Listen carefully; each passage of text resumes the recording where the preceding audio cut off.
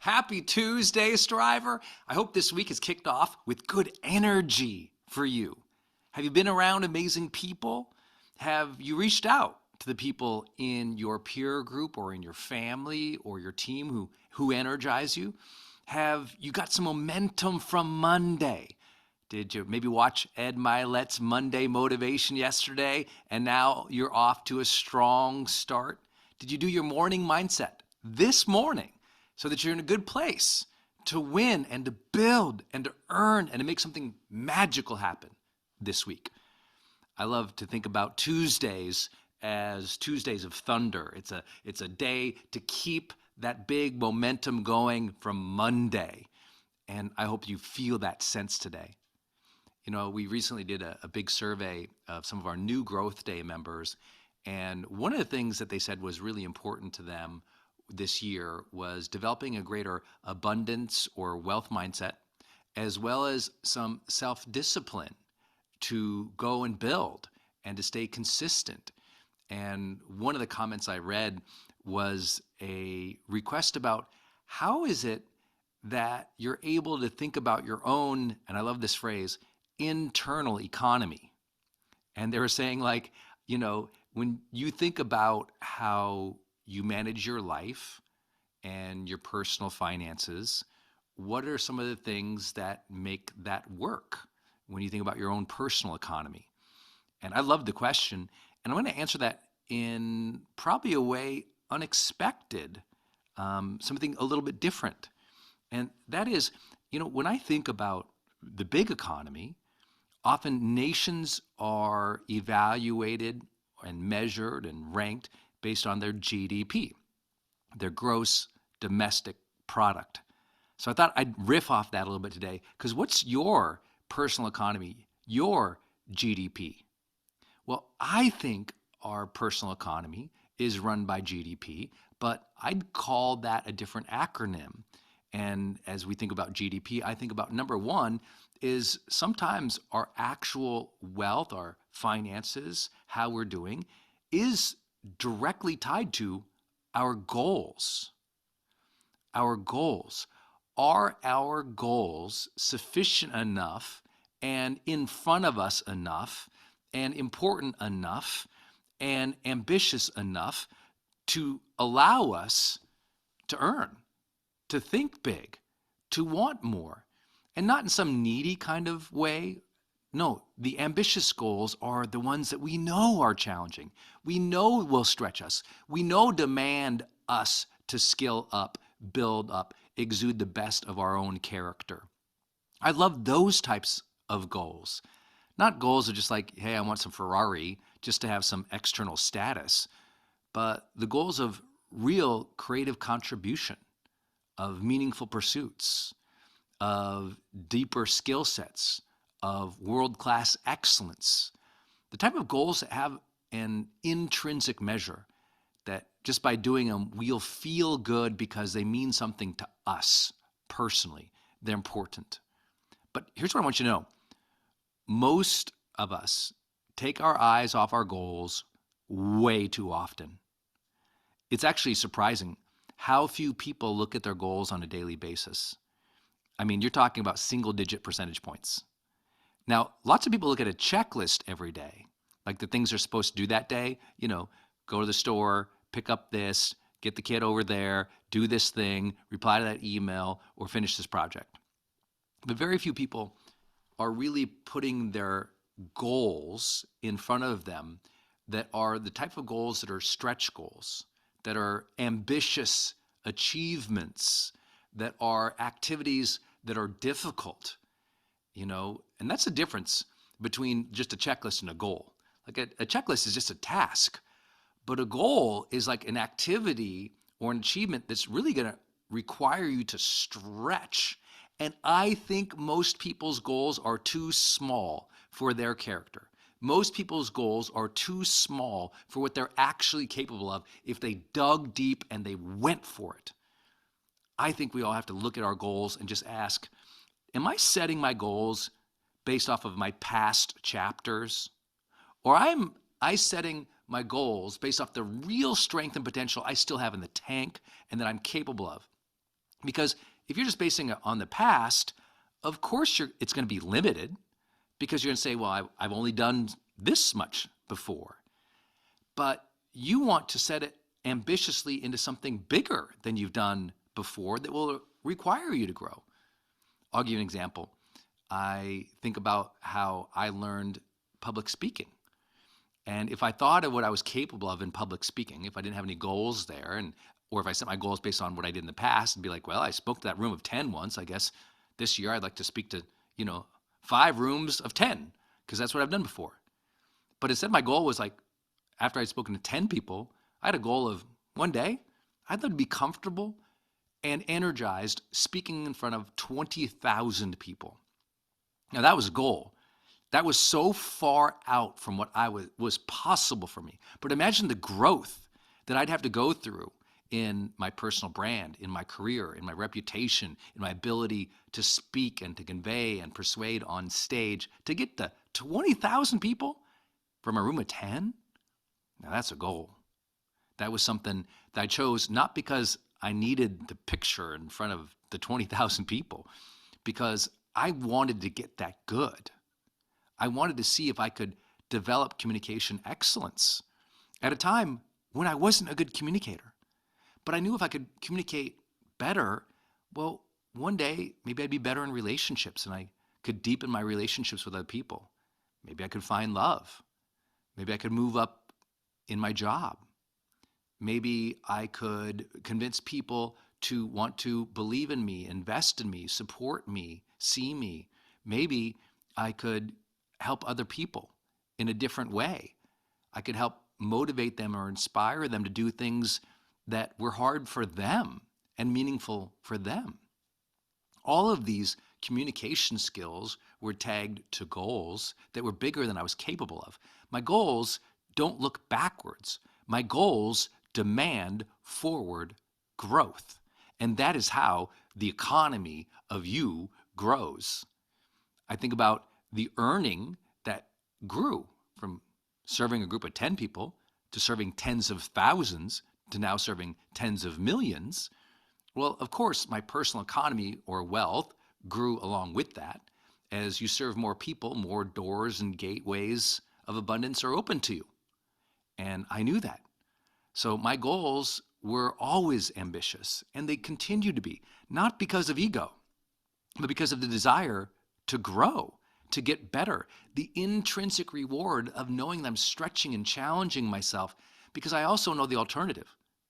Isn't it true that too many times in your life you didn't have goals or you didn't look at them, and if you could be honest, you were kind of bored? Even though, things were good, things weren't terrible at least, but you just didn't look at your goals, you didn't think about them. And sometimes it just felt like you were wandering aimlessly, or you were kind of marching to somebody else's agenda.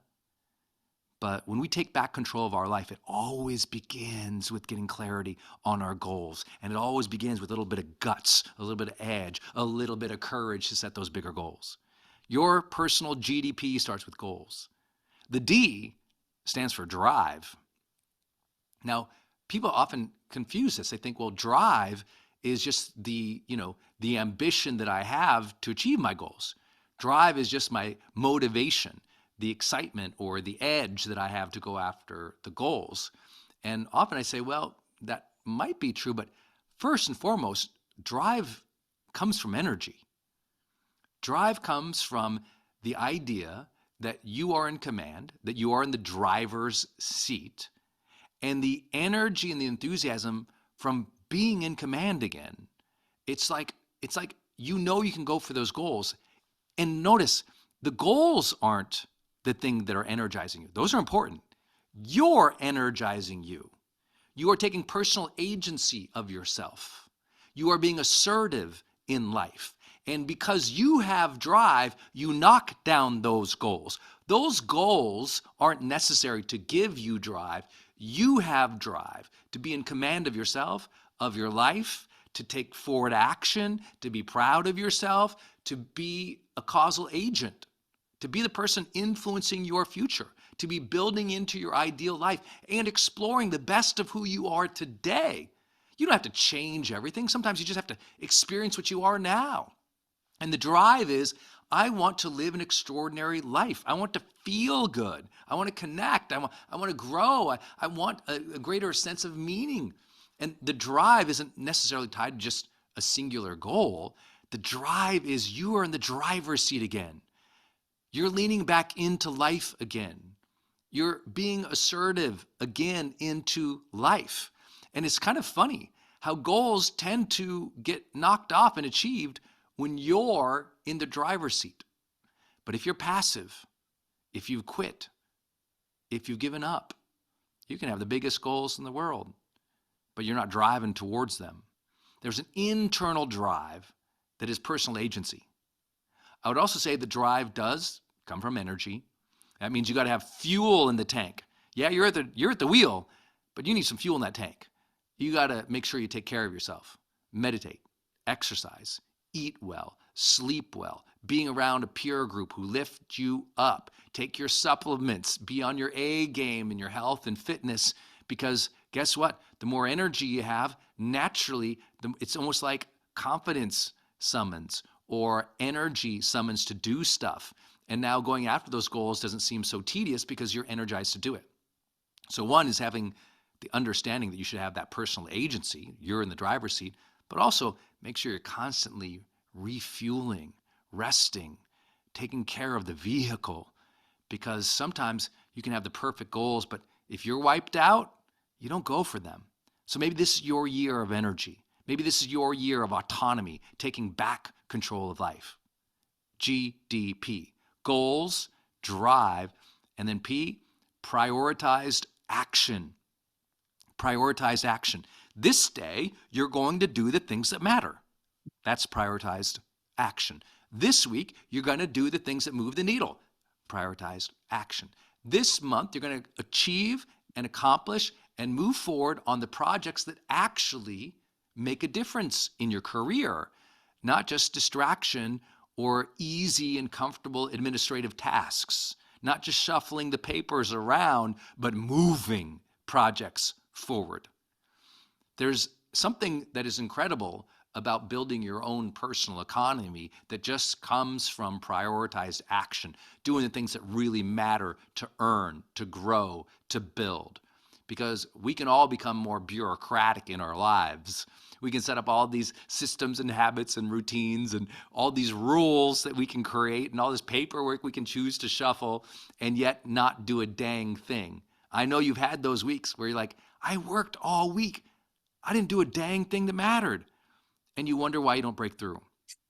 And this is why it's important every single Sunday that you open up my Sunday Growth Notes, my email that goes out to Growth Day members, my Sunday Growth Notes. And I'll just read it for some inspiration and go in, do your personal development on Sunday. And one of those activities you know that you should do is set your Friday finishers. Decide that by the end of day Friday, I'm going to complete these needle-moving, important activities.